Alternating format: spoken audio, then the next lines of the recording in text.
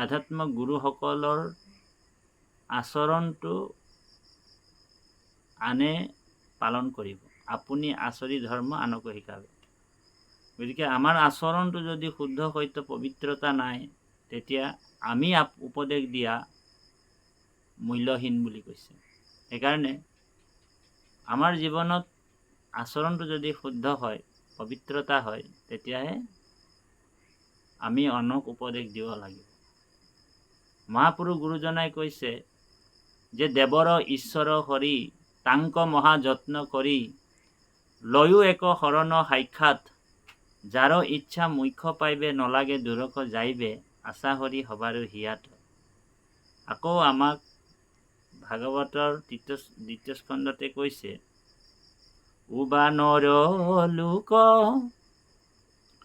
হৰি ভজি উক ধৰাইতো উপদেশ এৰাল জাল জীৱা কত কাল জৰা ভৈলা পৰবেশ। অন্য দেৱ দেৱী নকৰিবা হেব গৃহত নপখিবা তাৰ মূৰ্তিকো নচাইবা প্ৰসাদো নখাইবা ভক্তি হইব বেভিচাৰ।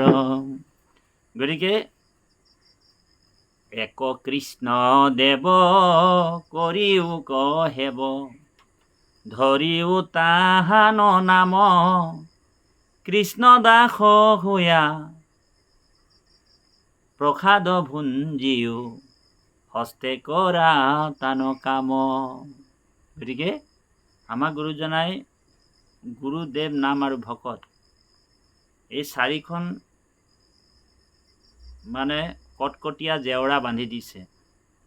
যেনেকে এখন পুখুৰীত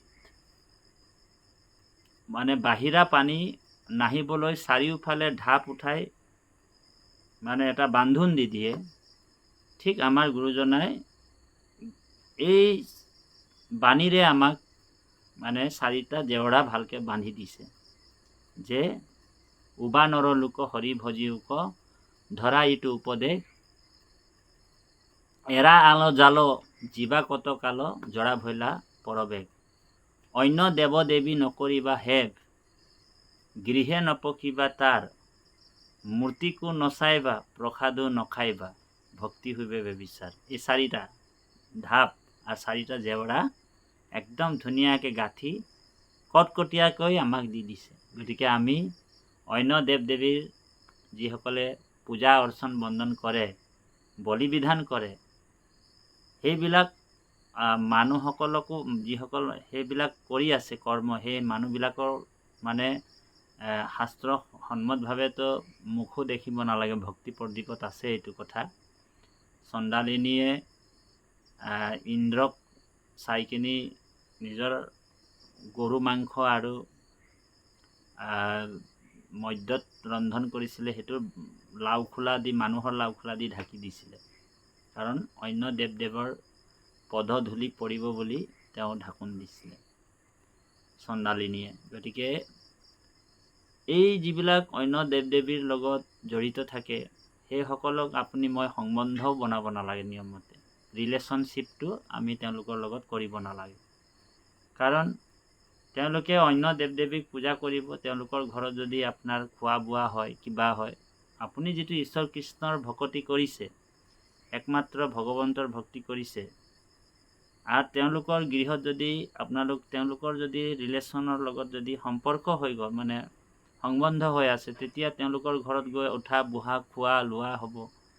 তাৰপিছত তেওঁলোকেতো সেই দেৱ দেৱীকে পূজা কৰি থাকিব। গতিকে তেওঁলোকৰ লগত হৰি ভকতি কৰা যিসকল ভকত, সেই হৰি ভকত সকলকে মানে সম্বন্ধ ৰিলেশ্যনশ্বিপ কৰি ৰাখিব লাগে। আৰু সেইকাৰণে তাৰ বাহিৰে আপুনি আৰু ধন টকা পইচা ঐশ্বৰ্য বিভূতি থকা নাই বোলে আমাৰ পৰিয়ালৰ বোলে ডক্টৰ কৰে, ইঞ্জিনিয়াৰ কৰে, তেওঁলোকে কিবা এটা পাতিছে মই নগ'লে বেয়া পাব নেকি বোলে, সেইটো নহয়। ধৰ্মটো এনেকুৱা বস্তু, যদি পিতৃয়ে আপোনাক ধৰ্মত বাধা দিয়ে, পিতৃ ত্যাগ কৰিব কৈছে, মাতৃয়ে যদি বাধা দিয়ে, মাতৃ ত্যাগ, ভাতৃয়ে যদি ধৰ্মত বাধা দিছে, ভাতৃকো ত্যাগ। গতিকে আমি ধৰ্মত অটল হ'ব লাগে। কোনোদিনে কোনো কালে ধৰ্মৰ লগত আমি মানে পুত্ৰ পৰিবাৰ, হৰিচন্দ্ৰ ৰজাই যেনেকৈ ধৰ্মত অটল থাকিল, এনেকুৱা উদাহৰণ বহুতেই আছে। ঠিক গুৰু ত্যাগ কৰিছিলে আপোনাৰ বলি ৰজাই, আৰু ভাতৃ ত্যাগ কৰিছিলে বিভীষণ, পিতৃ ত্যাগ কৰিছিলে প্ৰহ্লাদে, ভগৱন্তৰ ভক্তিৰ কাৰণে পিতৃ ত্যাগ কৰিছিলে। ঠিক আমিও ভগৱন্তৰ ভক্তি যেতিয়া একান্তভাৱে কৰিব, তেতিয়া মানে আমাৰ যিটো বেলেগ সম্বন্ধ যদি আছে, তেওঁলোকে আপোনাক হয়তো আপোনাৰ ভক্তিটো ব্যভিচাৰ কৰিবলৈও যত্ন কৰি থাকে। কিছুমানে চাব আপোনাৰ উন্নতিটো বা আপুনি ভক্তিটো কৰি গৈ আছে ভগৱন্তক, আপোনাৰ ভক্তিত ব্যাঘাত জন্মাবৰ কাৰণে কিছুমান মানুহ খাপ পাতি থাকে। সেইকাৰণে সাধু সদায় সাৱধান হৈ থাকিব লাগে। সাধু সদা সাৱধান হ'ব লাগে, সদায় সাৱধানৰে চলিব লাগে। আমি ভৰিটো ক'ত দিছোঁ, গাত মানে খোজ এটা দিছোঁ, তাত গাঁততে দিছোঁ, কাঁইটতে দিছোঁ নে ক'ত দিছোঁ, চাই মেলি লাহে লাহে খোজ দি থাকিব লাগে। আৰু কোনো প্ৰাণীকে হিংসা নকৰিব। দয়ায়া সৰ্বে ভূতেষু সন্তুষ্টে এন কেনৱা। জীৱৰ দয়া বিষ্ণুৰ সেৱা, আৰু জীৱনত সন্তুষ্টি আমাৰ আহিব লাগিব। আৰু ভগৱন্তই আপোনাক শুকান ৰুটি, দাইল, নিমখ ভাত পালে আপুনি তাতে সন্তুষ্ট হ'ব লাগিব। ঈশ্বৰে আজি মোক এইটোৱে মিলালে, তেনেকুৱা আমি দৰ্শনেৰে আগবাঢ়িব লাগিব। আৰু সকলোখিনি প্ৰভু ভগৱন্তকে অৰ্পণ কৰি যাব লাগিব। ধন টকা পইচা, ঐশ্বৰ্য বিভূতি, সকলোখিনি কৃষ্ণত অৰ্পণ কৰিব লাগিব। দুখতো দুখী হ'ব নালাগে, আৰু সুখতো সুখী হ'ব নালাগে। বোলে মোৰ ইমান ধন আহি গ'ল, বহুত সুখী হ'ব নালাগে, কাৰণ ধন আজি আছে, কালি নাথাকিব পাৰে। আৰু দুখতো ভাগৰি যাব নালাগে, কাৰণ প্ৰকৃতি জগতখনত যেতিয়া আপুনি মই আছোঁ, ইয়াত সুখ আৰু দুখ আছেই। সুখটোও খন্তেকীয়া আৰু দুখটোও খন্তেকীয়া। সুখৰ পিছত দুখ আহিব, দুখৰ পিছত কিন্তু সুখ আহে। সুখ আৰু দুখত আমি ভাগি পৰিব নালাগে। সুখটোও খন্তেকৰ সময়ৰ কাৰণে থাকে, আৰু দুখটোও খন্তেক সময়ৰ কাৰণে থাকে। গতিকে ঠাণ্ডাও হ'ব, গৰমো হ'ব। গৰম দিনটোকো সহ্য কৰিব লাগিব, ঠাণ্ডা দিনটোকো সহ্য কৰিব লাগিব। তেনেকুৱা ধৰণৰ আমি এই জীৱনশৈলীটো আগবঢ়াই লৈ যাব লাগিব। জন্ম মৃত্যু ধ্ৰুৱ বুলি জন্ম হ'লে মৃত্যুটো ধ্ৰুৱ বুলি কৈছে। আৰু আমি মানুহ মৰণশীল। সেইকাৰণে ৰজা পৰীক্ষিতে ভাগৱতৰ যেতিয়া তত্ত্বজ্ঞানটো পালে, এই পঞ্চভূত শৰীৰটো ইয়াতে বিলীন হ'ব, আত্মাৰ মৰণ নাই বুলি কৈছে। সেইকাৰণে আত্মা চিন্তন কৰি, আত্মৰ নিত্য চিন্তন কৰি, আত্মশুদ্ধ সনাতনৰ চিন্তন কৰি আমি ঈশ্বৰৰ ভক্তি কৰাটোৱে জীৱৰ একমাত্ৰ কৰ্ম। ভাগৱতৰ গুড় তত্ত্বটো সেইটোৱে। ৰজা পৰীক্ষিতক শুকগুৰুৱে ক'লে, হে পৰীক্ষিত, তুমি এটা আত্মাহে, আৰু আত্মাৰ মৰণ নাই বুলি কৈছে। এই দেহটোৰ মৰণ হ'ব, আৰু এই দেহাটোৰ পৰা তুমি উঠিব লাগিব। দেহাৰ ধৰ্ম ত্যাগ কৰিব লাগিব। তাৰমানে দেহতেহে দেহ উপজন্তে বুলি কৈছে। দেহাৰ পৰাই দেহাৰ উৎপন্ন হয়। এতিয়া এই দেহাটোৰ পৰা অন্য এটা দেহা উৎপন্ন হ'ব। সেইকাৰণে আত্মাটোৰ অন্য এটা দেহলৈ গুচি যায়। বাচাংসি জীৰ্ণানি যথা বিহায়, নৱানি গৃহান্তি নৰহু পৰাণি। সেইকাৰণে যেন জোকে তীৰ্ণ পাইলে এৰয় অপৰ, জীৱৰ দেহাৰ জানা সেহি পতন্তৰ। ঠিক আত্মাটোৰ সবিশেষ কথাটো ঋষিসকলেও মহাত্মাসকলেও নাজানে। আত্মাটো সদায় ঈশ্বৰৰ লগত থাকে, আৰু ঈশ্বৰৰে আমি অংশ হিচাপে আহিছোঁ। তোমাৰে সেই অংশ আমি যত জীৱ জাক, তোমাৰ মায়াই হৰি বান্ধিলে আমাক। গতিকে আমি আত্মতত্ত্ব জ্ঞান লৈ শুদ্ধ সনাতন যিটো পবিত্ৰ ঈশ্বৰ ভক্তি, কৃষ্ণ ভক্তি, যি বেদৰো গুপুত ধন নাৰায়ণ নাম, ঈশ্বৰৰ নাম, ভগৱন্তৰ নাম, আমি ঈশ্বৰক সমৰণ কৰিব লাগিব। ঈশ্বৰে আমাক, ভগৱন্তই আমাক সুদৃঢ় বিশ্বাস আমি ঈশ্বৰত কৰিব লাগিব। ভক্তিৰ কৰি যাওঁতে যাওঁতে যাওঁতে সেই ভক্তিত প্ৰেমলৈ ৰূপান্তৰ হ'ব।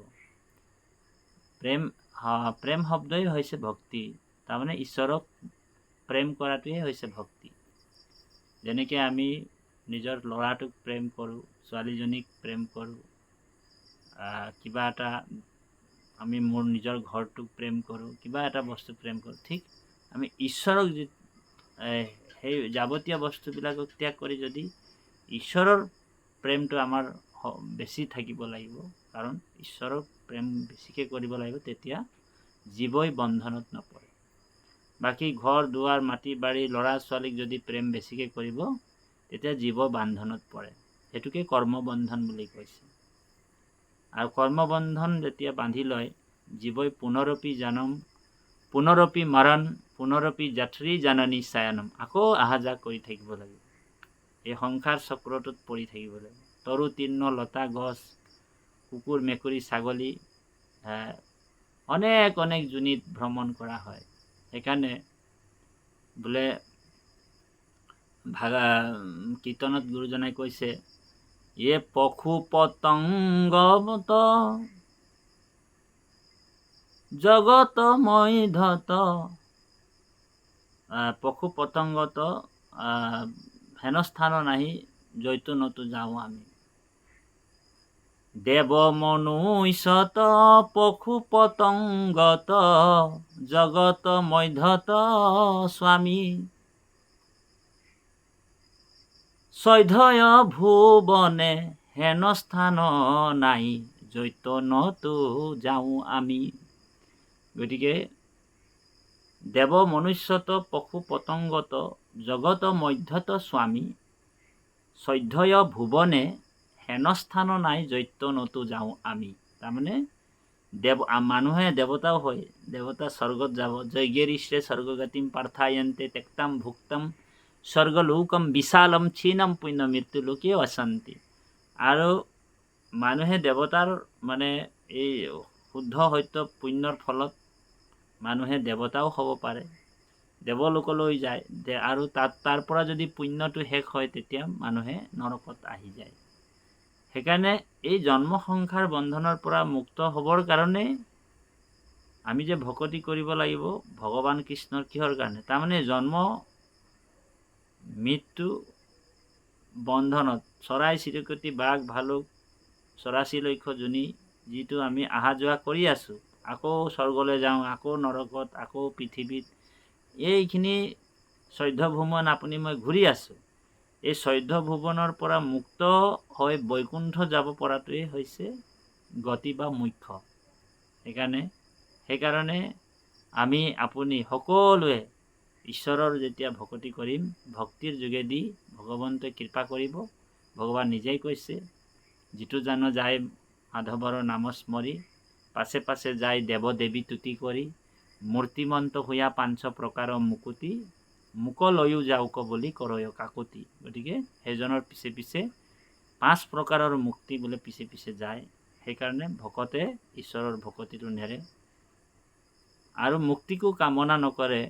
সেই মুক্তিটো ভগৱন্তই দিয়ে ভকতক, তথাপিও তেওঁৰ কামনা নাই।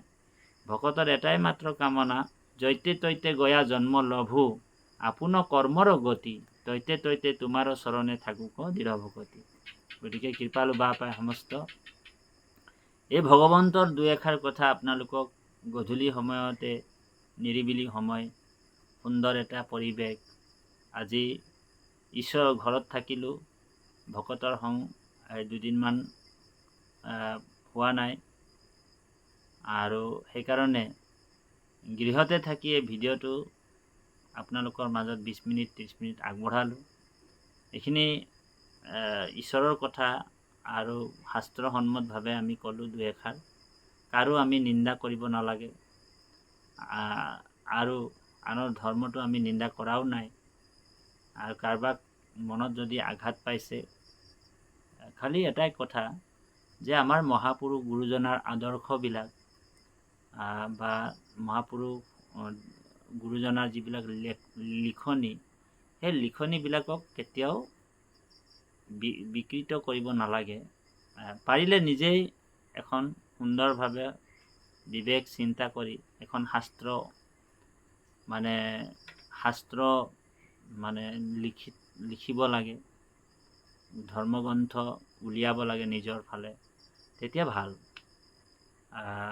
লাগিলে তাত মহাপুৰুষ গুৰুজনাৰ নামটো আগত দি কিনিয়ে ওলোৱা, যে মহাপুৰুষ গুৰুজনাৰ দ্বাৰা এইটো আমি পাইছিলোঁ ভাগৱতত, এইটো আমি দিলোঁ।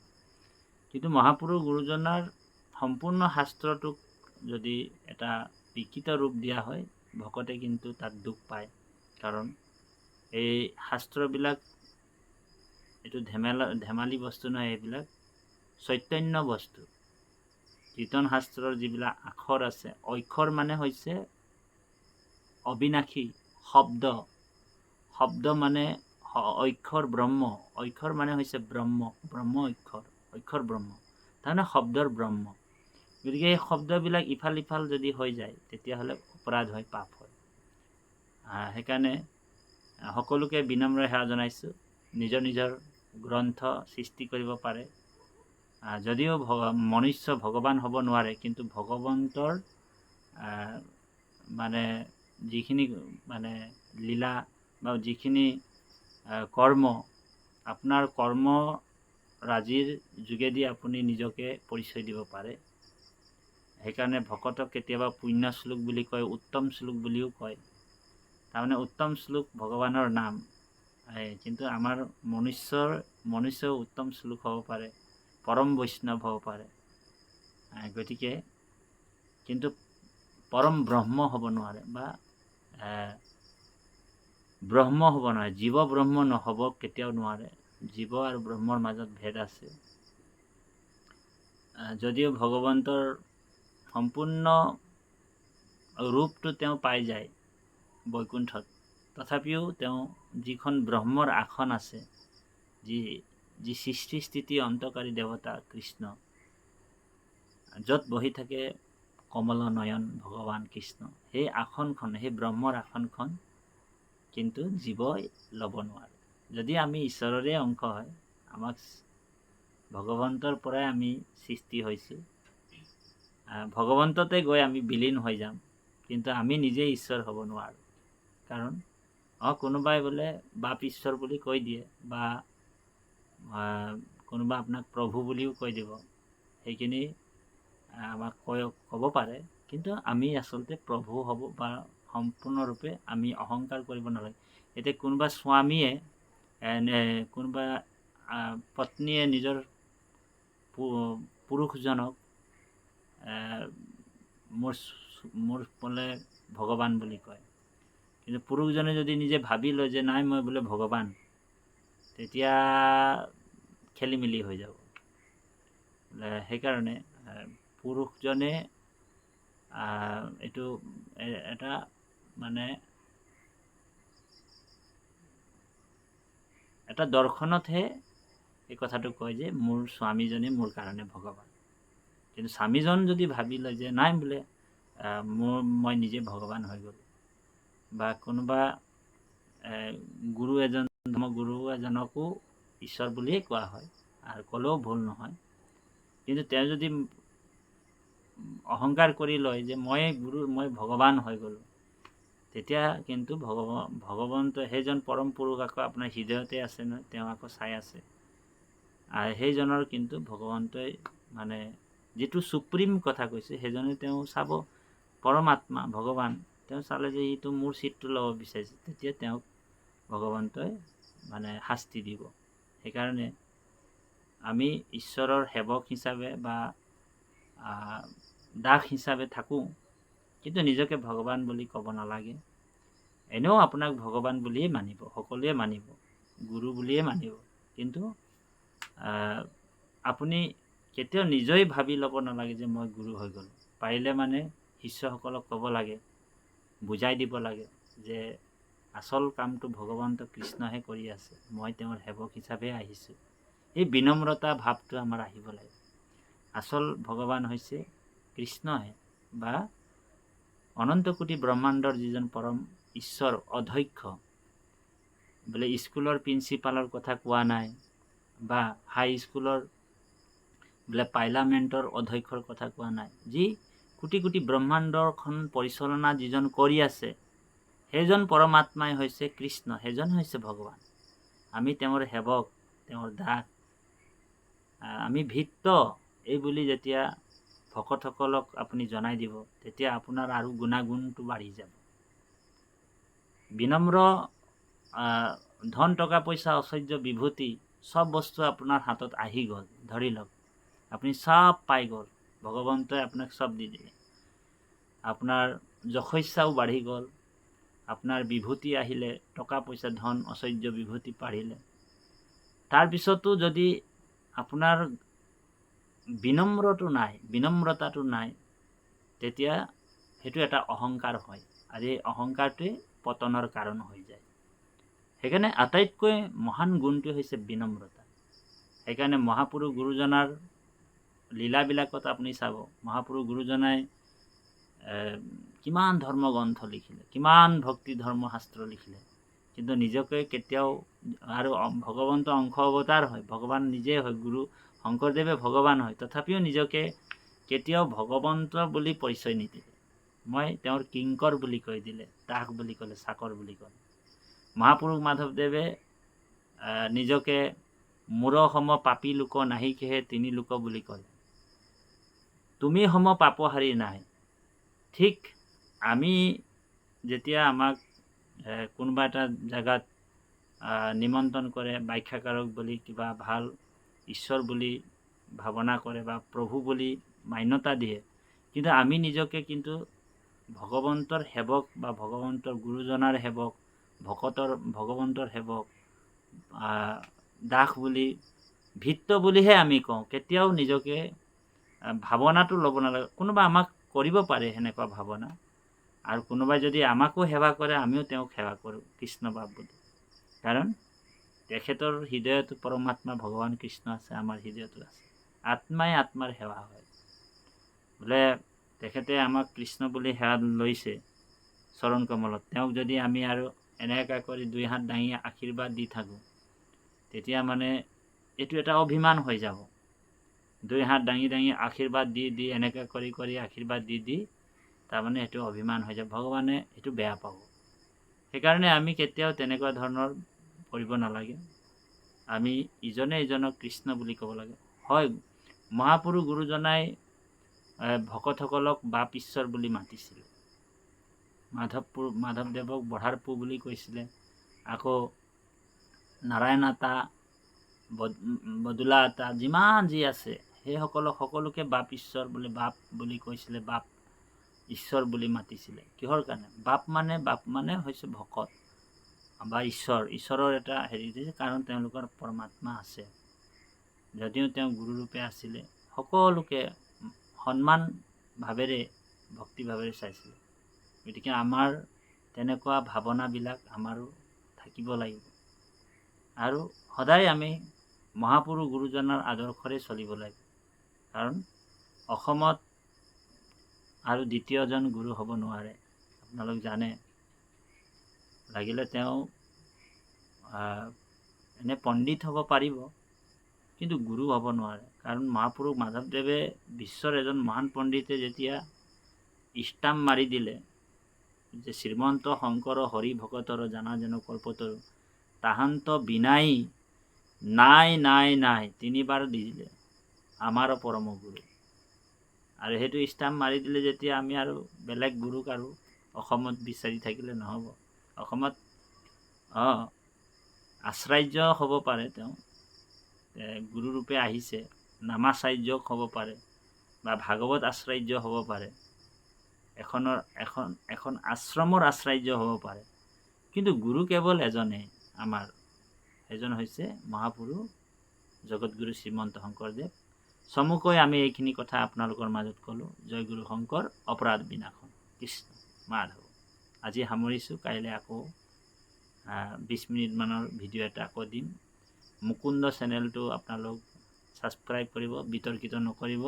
মোৰ নম্বৰ হৈছে 8011534785। এই নম্বৰত কিবা থাকিলে আপোনালোক ফোন কৰিব। জয় গুৰু শংকৰ মাধৱ। কৃষ্ণ।